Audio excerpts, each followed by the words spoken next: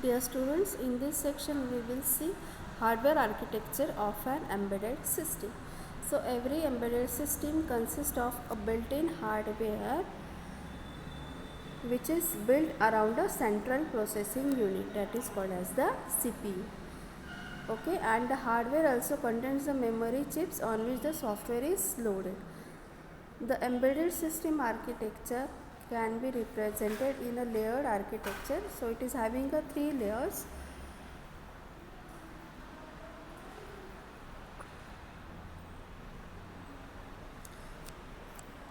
So first is in the middle there is a hardware, after that this is OS, and this is the application software. Okay, so this is called as a layered architecture of an embedded system. The operating system runs over the hardware and the application software runs on the operating system as well as on the hardware. Okay, so the same architecture is applicable for any computer system is having a hardware on which the operating system runs, and application software is run on the operating system. So this is called as a layered architecture of an embedded system.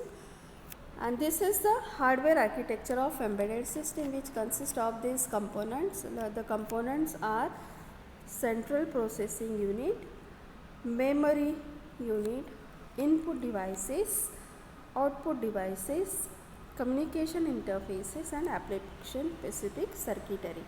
So what is a central processing unit? As in our computer, so the CPU in the embedded system can be microcontroller, or it may be a microprocessor, or it may be a digital signal processor.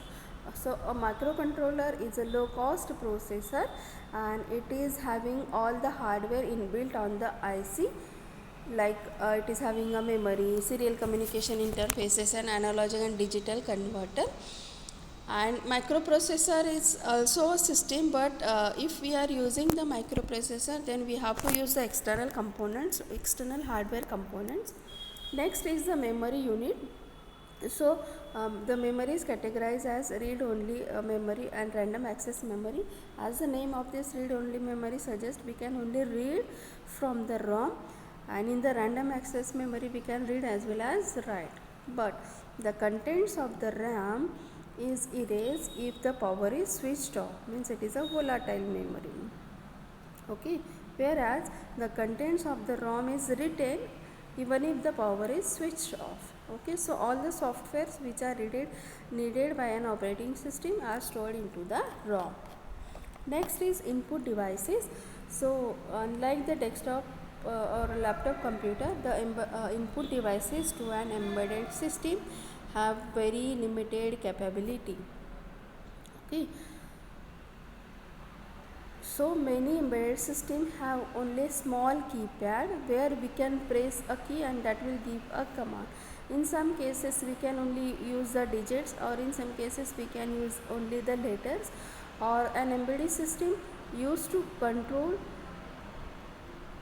used in a process control to do not have any input device for user interaction. Okay, in some cases we take the input from the sensors also. Next is the output devices. So the output devices of an embedded system is again having a very limited capability. Some embedded system will have a we can use LED for the embedded system, light emitting diodes. Some embedded system can use the LCD player, small LCD display, and some of the embedded system can use a visual indication of alarms for the output. So these are the output in the embedded system. Next is communication interfaces. So the embedded system may need to interact with the another embedded system, so that is why it is necessary to insert the communication devices. So RS-232, RS-422, RS-485 can be used for the communication interfaces. Next is the application specific circuitry. So the application specific circuitry includes the sensors, transducers, special processing and control circuitry that may be required for an embedded system. So for example, we can use different sensors according to the applications. Okay, so this is the hardware architecture of an embedded system. So thank you so much.